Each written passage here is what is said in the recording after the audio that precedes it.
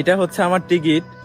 ঈদের একদিন আগে আমার দেশে যাওয়ার কথা ছিল, আর এই টিকিটটা কাটছি আমি আমার পরিবারের মানুষকে না জানায়া তাদেরকে সারপ্রাইজ দেওয়ার জন্য এই টিকিটটা কাটছিলাম। তো এই টিকিটটা আমি আগে ছিঁড়ি, তারপরে বিস্তারিত ঘটনাটা আপনাদের মাঝে শেয়ার করব। তো এটা এইভাবে রাইখা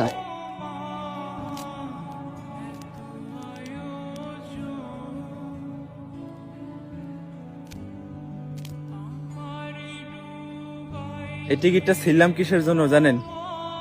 55 ডিগ্রি তাপমাত্রা সহ্য না করতে পারিয়া আমার মা রে বলছিলাম, মা আমার তো এখানে অনেক কষ্ট হয়, তো আমি এইখানে থাকবো না, দেশে চলে যাব। তো এই কথাটা যখন আমার মাকে আমি বলছি, তখন উনি আমারে বুঝাইলো যে অল্প কয়েকদিন হয়েছে গেছোস, এখনো তো দেনা মেনা শোধ হয় নাই, তো দেনা মেনা শোধ দে, তারপরে দেশে চলে আসি, সমস্যা নেই। তো এরকম প্রায় অনেক দিন বলছি যে আমার এখানে অনেক রোদ, রোদের জন্য নাক দিয়ে রক্ত বাড়ায়, অনেক কষ্ট হয়। তো এটা বলার পরে তারা আমার সবসময় বুঝাইছে যে দেনা শোধ হলে চলে আসিস, তখন দেশে এসে একটা কিছু করিস। তো তাদের কথা শুনে আমি 2 বছর এখানে কাটাইছি। তো কাজ করতে করতে এমন হয়েছে যে নাক দিয়ে পর্যন্ত রক্ত বেরোইছে, নাকের মধ্যে টিস্যু দিয়ে পর্যন্ত কাজ করছি। তারপরও কাজ করে দেনা মেনা শোধ দিছি, ফ্যামিলি চালাইছি, অনেক কষ্ট করছি। তো আজকে যখন পরিবারের মানুষকে জানাইলাম যে আমি তো ঈদের একদিন আগে বাড়িতে আসতেছি, তো আমি টিকিট কেটে ফেলাইছি, আপনাদেরকে জানাইনি। তো এটা শোনার পরে আমার আম্মু একটু ক্ষিপ্ত হয়ে আমার সাথে কথা বলতেছিল।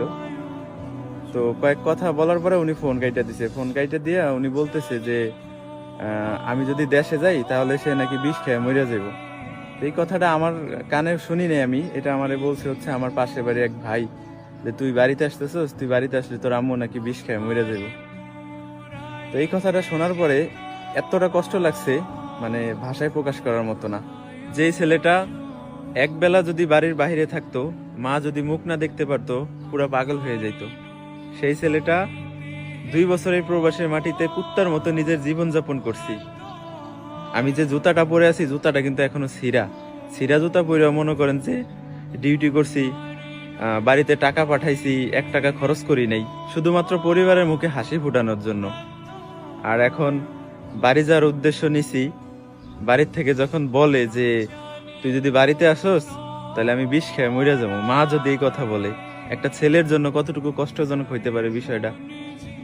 আমিও বলে দিছি যে আমি যদি এই প্রবাসের মাটিতে মারাও যাই, আমার লাশটা যেন বাড়িতে না যায়। তো ভাবতেছি যে রাস্তার পাশে যেহেতু দাঁড়াই আছি, তো এখান দিয়ে গাড়ি যায়, এই যে দেখেন এটা হচ্ছে রাস্তা, তো এখান দিয়ে অনেক স্পিডে গাড়ি যায়, এখানে যায় দাঁড়াবো, গাড়ি একটা আইসা মনে করেন রাস্তার সাথে মিশে ফেলাইবো, আমার লাশটা যেন বাড়িতে না যায়। না জানি